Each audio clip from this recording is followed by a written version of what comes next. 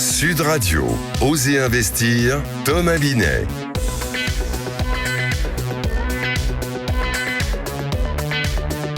Mais oui, Osez avec Thomas Binet. Rebonjour Thomas. Rebonjour Morgane. Alors, au sommaire de ce dimanche. Eh bien, on va parler du crédit immobilier. Il y aura un petit peu de nouveau de ce côté-là et on va recevoir Fabien Keriel, directeur général de Saxo Bank. On va parler de comment bien investir en bourse. Et puis, Caroline Laverdet, notre experte en droit immobilier, va nous dire qui doit payer les travaux entre le locataire et le propriétaire dans le cadre d'un investissement immobilier. Ok, on commence par de bonnes nouvelles alors.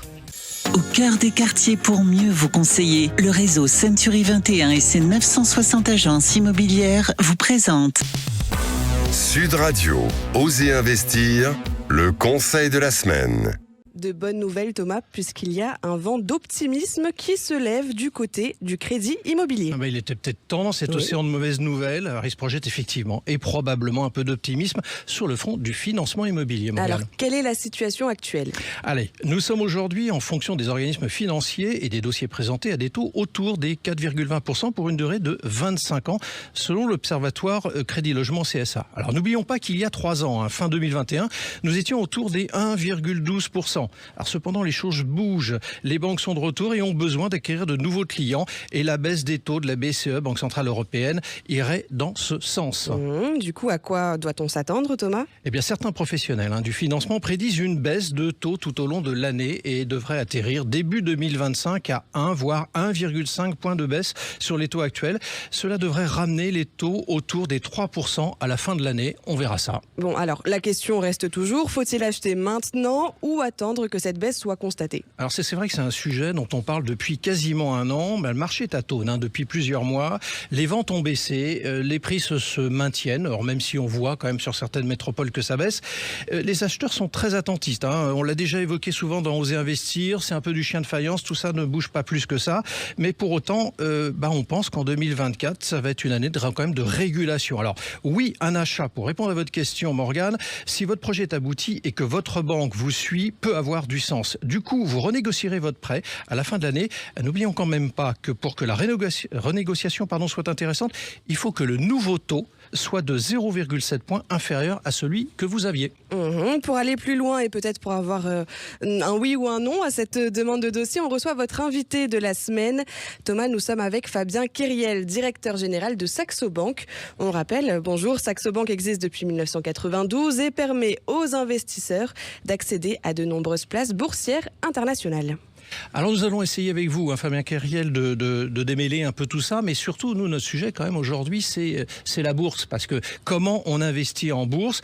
Alors avant toute chose, quand on va en bourse, pour le commun des mortels, c'est qu'on a déjà mis une partie de son patrimoine, a priori, à savoir la résidence principale.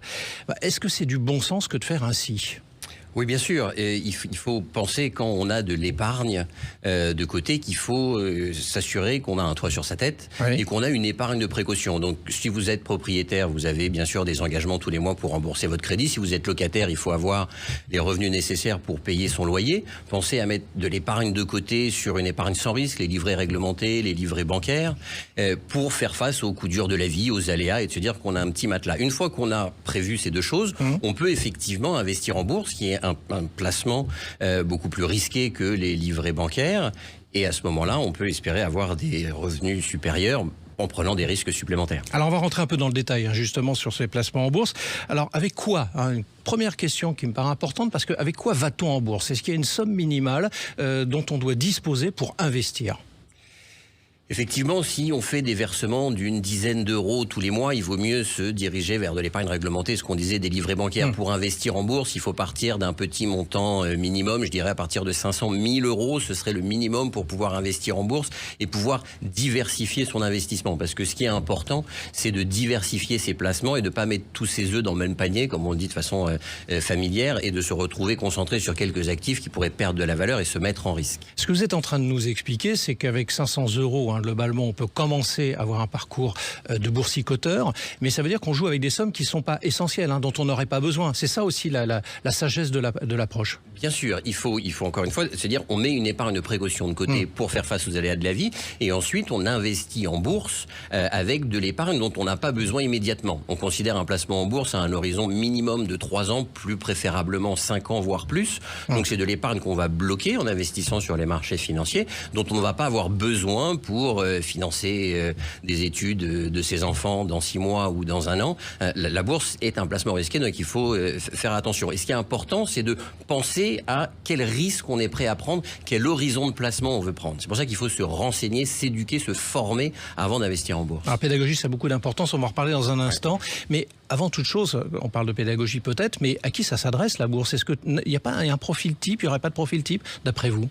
Alors légalement, il n'y a aucun profil type, il faut être majeur et capable, bien sûr. Okay. Pour vous donner une idée, il y a 1,5 million de personnes, selon l'autorité des marchés financiers, qui ont acheté ou vendu des actions en 2023.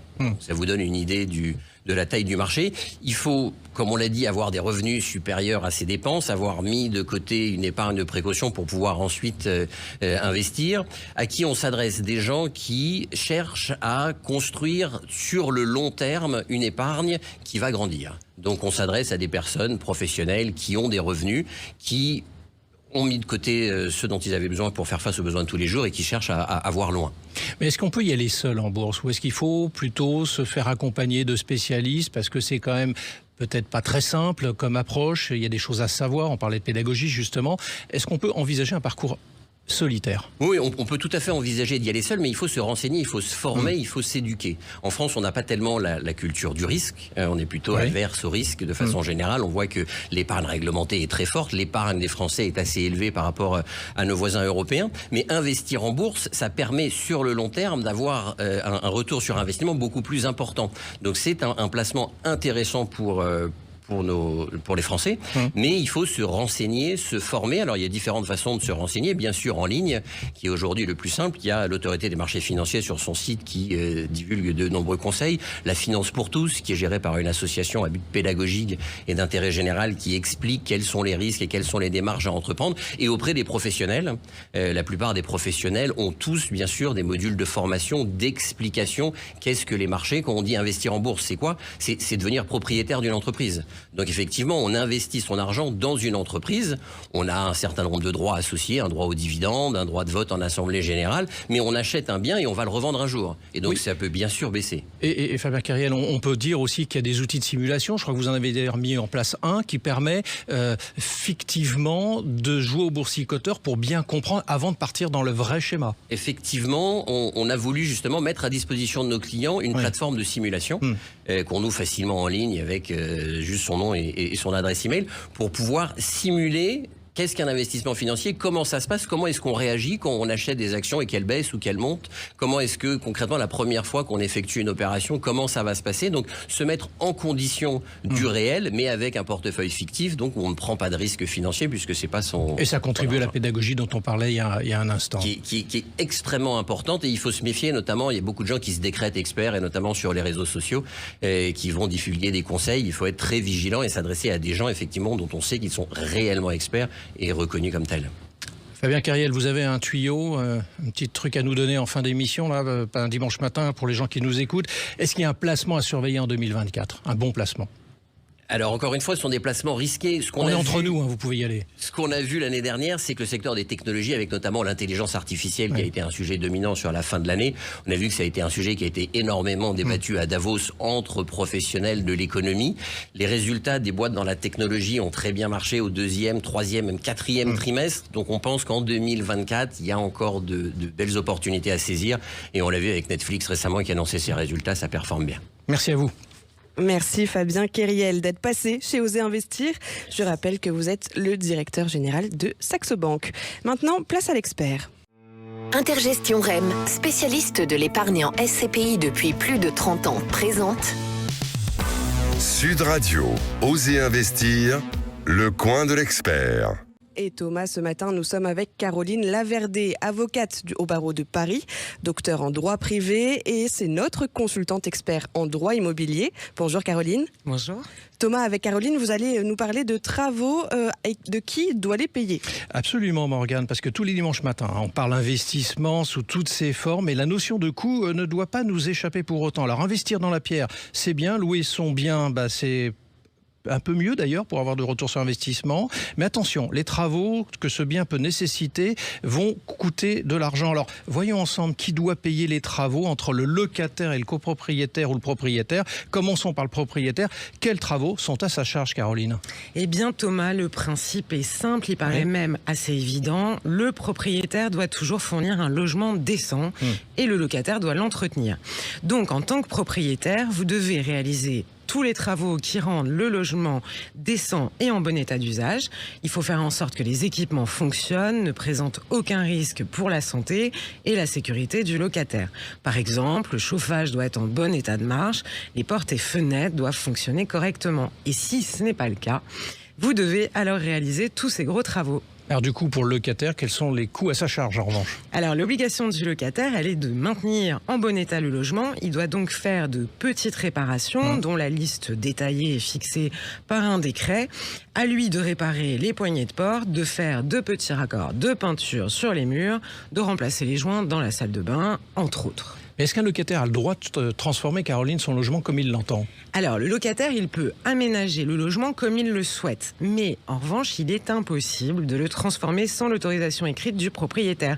Il n'est absolument pas question d'abattre une cloison, de remplacer une baignoire par une douche, de peindre le logement dans des couleurs criardes, sans autorisation. Et s'il le fait, vous pourrez demander au locataire de payer les frais de remise en état lors de son départ. Alors, une question qui se pose souvent, quand même, c'est est-ce que le locataire peut arrêter de payer les loyers en l'absence de travaux, justement ? Alors, si vous n'avez pas réalisé les gros travaux qui vous incombent, sachez que le locataire n'a pas le droit d'arrêter de régler ses loyers. Il serait en tort. En revanche, il peut tout à fait saisir un juge et vous risquez de voir le montant du loyer réduit, voire suspendu jusqu'à l'exécution des travaux. Merci Caroline. Merci beaucoup. Caroline Laverdé, avocate du barreau de Paris. Et on évite donc le jaune canari dans la chambre en tant que locataire. Merci à vous, Thomas Binet, dimanche prochain. Pour ce numéro, évidemment. On vous retrouve dimanche prochain pour Oser Investir. Sud Radio, Oser Investir, Thomas Binet.